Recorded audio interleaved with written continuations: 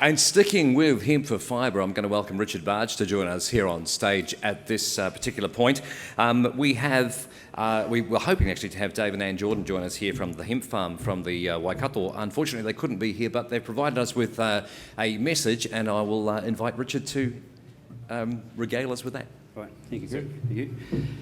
So I hope I do it justice. Yes, as Greg mentioned, unfortunately Dave and Ann have been very, very busy. They've been doing the field days, followed by the food show. They've been networking, they've been raising awareness, and they had already booked a holiday. Imagine a holiday. So they've taken it, and there was no chance of him backing out of that and wanted to go on holiday, and they really did need a recharge. So he was kind enough to pull over on the side of the road from his busy schedule and knocked out a couple of pages that I'd like to read to you. So I'm afraid I haven't memorised it or anything, but I'm taking his words, and it's quite a nice journey because you'll see similarities in, for people that have been in the industry for a long time, they'll probably recognise some of the sentiment in this document. So I'll just read it and hopefully we'll do it justice. So here we go. So the Hemp Farm New Zealand, sharing experiences. I'm sorry I'm not at the summit. In 1985, during a phone call with my brother, he asked me, "Dave, what do you know about hemp?" I thought for a moment, as you do, and answered, "I know nothing." The next thing he said to me changed my life completely and forever. He said this one word: learn. At the time, I was fully engaged with my adventure tourism business and lifestyle, but from then on I began picking up books at libraries on hemp to see what he meant. I picked up as much information as I could at the time, and the subject astounded me, but never fully got it. Why was it not being used? What was missing? After selling my Friends Joseph Glacier guiding company in 2007, I pondered more about hemp and how it might help our 100% brand, as I believe we were going to call ourselves 100% pure, then we should at least try to be that way. I teamed up with a young guy in Hastings who wanted to make biofuel and cellulosic ethanol from hemp. I invested in a project where we planted and harvested 1 acre of hemp, and some of the stalk was sent to Germany for processing to cellulosic ethanol. The tests were a success, yet searching long and hard, and after meeting with Janet Simons at Parliament, I decided fuel from hemp was in the too hard basket.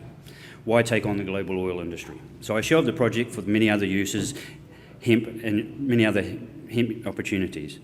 Nobody was doing hemp stalk harvesting in New Zealand, and only Midlands were doing anything much with seed lines, with a handful of pioneers with tenacity were doing their best to uplift the industry profile. But I did not know much about any of them at the time. In fact, in 2008, when I started growing, I had no idea that it was only legal since 2006 to grow hemp in New Zealand. I had concerns as to what I was learning about hemp. I discovered that it has actually been criminalised and had been in jail for the last 80 years or so. I felt surprised. I felt anger, bewilderment, fear, sadness, excitement, and lots of other emotions as I learnt the true extent of hemp. Please realise, everybody, that the power is in our hands and that this crop is mankind's companion plant. It is now out of jail, but to a large extent is on parole. I believe that one day it will receive an official pardon for all the lies and deceit of the powers behind the economic wheel. I just could not let it go, so in 2010 I decided to head with 100 kilos of seed from the 2009 Hastings crop and move to the Waikato, where I was going to inspire dairy farmers to grow. I was going to educate people, haha.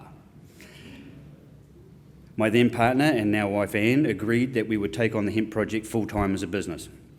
Hemp Farm New Zealand was born and came out in use of the theme enabling industry.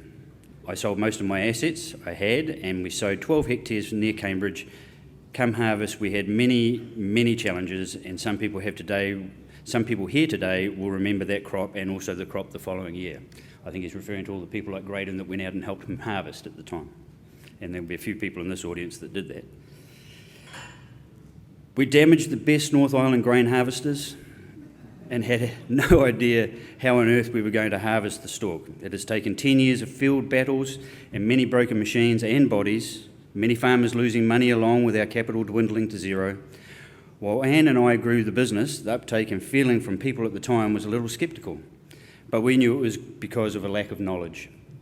People would see us at markets and expos and look the other way, afraid they were being accosted by druggies. I kid you not. The jokes came thick and fast. It was lucky for us we could have a giggle too. Anne spent most of her week on the phones building a customer and the Facebook page before Facebook closed our advertising down, saying they do not support the selling of illegal drugs. They still say the same thing today and have permanently blocked any use of some of our personal pages for any sort of advertising. Google was the same until Anne spoke for quite some time from officials at Google Silicon Valley. She changed their minds and now they allow it to be advertised globally on the Google platform. I worked on the grower program, paid the bills and developed a business plan that might attract investors. So now, 10 years after planting the first crop, we are beginning to see a major shift in the global uptake of the hemp industry. In the summit, you will learn a few things about hemp, I'm sure. My advice is to take it slow and careful. It is not your average crop, it is an extreme crop, full of hard lessons and surprises, new ones every day, every season.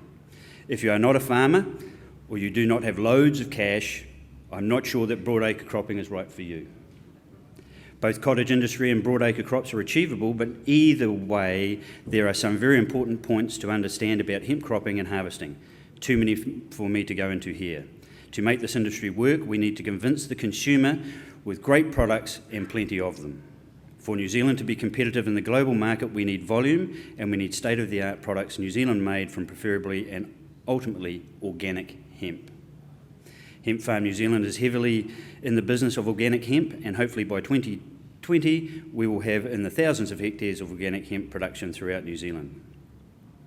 It's not a crop for every region just yet, as what's required is appropriate infrastructure in place to handle harvesting of crops. One thing I firmly believe is that there has never been a better time in history than right now to hit the ground running and make something special happen for the world. I believe that by 2030 we could have 200,000 hectares of hemp cultivation in New Zealand. I also believe that for uptake of global interest in our hemp products, we need to stockpile bales of hemp stalk for processing. Just like all companies do, they stockpile for a rainy day. Serious industry will not change their ways until they know there is a sound and continual supply of product. I want to add that I'm not a proponent of New Zealand becoming a commodity supplier, but rather take some sovereignty back in the way of the value chain. Build industry here that provides New Zealand organic hemp products to the world. Hemp is a magic crop. People are learning about it and becoming very excited. It is true the companion plant of mankind and all life on our planet, and as Jack Herer quoted in his book, The Emperor Wears No Clothes, an offer $100,000 to anyone who can disprove the claims made within this book. A quote from the book's back cover. If all fossil fuels and their derivatives, as well as trees for paper and construction, were banned in order to save the planet, reverse the greenhouse effect and stop deforestation, then there is only one known annual renewable natural resource that is capable of providing the overall majority of the world's paper and textiles, meet all of the world's transportation, industrial and home energy needs, while simultaneously reducing pollution, rebuilding the soil and cleaning the atmosphere all at the same time. And that substance is the same one that did it all before: cannabis, hemp, marijuana. I make that same offer in respect of Jack Herer and all the amazing work he did in America to change the minds of millions of people. He unfolded the law around hemp by standing to his beliefs and convictions. He did not do it for himself or by himself, but he did it for the people he loved, just as some of our early pioneers here today also did for New Zealand. So what then is hemp? Hemp is bigger than every single industry in the world, bigger than dairy, bigger than the food industry, the oil industry, the steel industry, the textile industry, and any other you can name, because hemp can be used in absolutely all of these and every industry in the world. Don't worry about trying to be the first in the block for positioning, just get on the block. You will do well as long as consumers buy the product. Thanks for listening, and again, my apologies for not being in attendance. Hemp Farm New Zealand supports the building of this emerging economy to the educational, farming, manufacturing, exporting, scientific, political and consumer industries of New Zealand and our brothers in foreign lands. I have to say a big thank you to the NZHIA for putting the summit together. I have to also thank the people of our past who with their lives protected hemp seeds from complete eradication, because that was the intent of the New World Order. Enjoy the summit and keep in touch. Thank you, Dave.